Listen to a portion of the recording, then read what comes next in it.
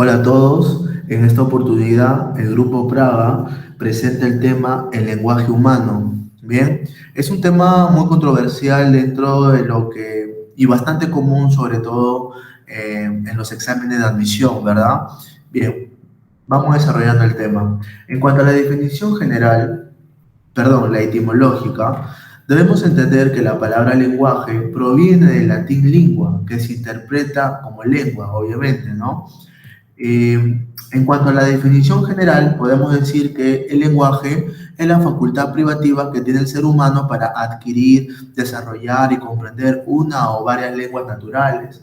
Además, entendamos que el lenguaje es considerada o es considerado como el mayor instrumento que tiene el ser humano para comunicarse. Bien, entonces aquí tenemos las definiciones. Ahora vamos a ver cuáles son las características del lenguaje humano. Bien, como primera característica vamos a presentar que tiene un canal vocal auditivo. ¿Y a qué se refiere esto? Esto se refiere enteramente a la lengua hablada, ¿ok? A la lengua hablada y no a la escrita. En este sentido, estamos hablando de una modalidad natural y básica del lenguaje, la cual se fundamenta en la emisión y recepción de sonidos articulados. Bien, una segunda característica es la semanticidad, ¿ok? Veamos. Esta se refiere a la relación que se establece entre significado y significante, entre un signo y su contenido conceptual representado por dicho signo, ¿no? Así, por ejemplo, al decir yo perro, que viene a ser el significante, la palabra misma, se me viene a la mente ciertas concepciones sobre esta palabra, como por ejemplo que es un mamífero de cuatro patas, que es reconocido como el mejor amigo del hombre, ¿no? Que hay diferentes razas, entre otras cosas. Entonces, todo lo que yo puedo decir sobre este término perro viene a ser el significado. Entonces, he ahí, significado, todo lo que yo puedo reconocer sobre el significante. Bien. Entonces, en conclusión, significante puede ser la palabra misma, ¿ok? Y el significado, todo lo que se puede decir sobre esa palabra. Ahora, la tercera característica que vamos a ver es arbitrariedad o también llamado carácter convencional, ¿no? Esta característica quiere decir que no existe ninguna relación natural entre significado y significante, ¿ok? De esta forma podemos afirmar que las señales empleadas por las lenguas humanas para comunicarse se categorizan en símbolos. Por ejemplo, el término cuchara no tiene relación con el objeto. Sin embargo, este término lo representa. ¿Ok? Entonces, esto permite que exista comunicación entre nosotros como personas, ¿no? Por favor, alcánzame el lapicero. El receptor sabe qué es un lapicero. Entonces, he ahí el convencionalismo que se le da a un objeto. ¿Bien? Ok. Otra característica que vamos a desarrollar hoy día es la doble articulación.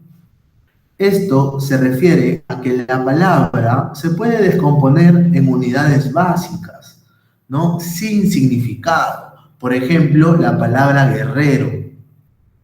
Vemos a la G y a la U juntas. ¿Por qué? Porque esta primera articulación se basa en los fonemas, en los sonidos. Y G y U hacen un mismo sonido, ¿verdad? Imagínense que no esté la U, diría G, rero, ¿no? Entonces es necesario en este caso la U.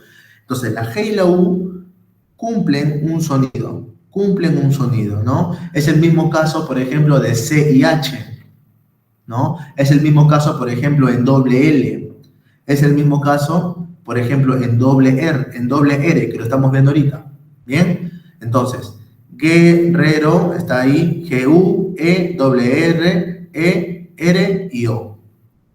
Bien, esa es la primera articulación, simplemente por fonemas, por sonidos. La segunda articulación está basada en unidades mayores, las cuales tienen un significado, ¿no? Que se llaman monemas o también denominados morfemas. Por ejemplo, en este caso tenemos la palabra pre-inca y post-inca, donde vemos separados los fragmentos pre y post, que bueno, vienen a ser prefijos, los cuales pre significa antes de y post después de, ¿no? Una determinada época, en este caso la época incaica, ¿no?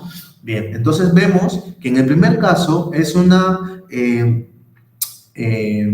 descomposición por fonemas, mientras que en el segundo caso estamos hablando de una descomposición por morfemas, o también llamados monemas.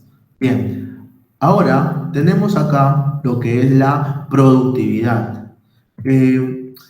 Esto se refiere a que el repertorio gramatical de cada lengua permite la posible construcción infinita de estructuras lingüísticas de diversa longitud y complejidad. ¿Ok? Ahora vamos a ver lo que es el desplazamiento. Con el lenguaje somos capaces de referirnos a conceptos y sucesos distantes en los planos espacio-tiempo. En consecuencia podemos comunicarnos, ¿no? Podemos comunicarnos sobre elementos que no están presentes ni temporalmente ni espacialmente. Esto es la cuestión de la característica del desplazamiento, ¿no? El poder referirnos a elementos sin que ellos estén presentes temporalmente ni espacialmente. Por último, tenemos el elemento, la característica de prevariación.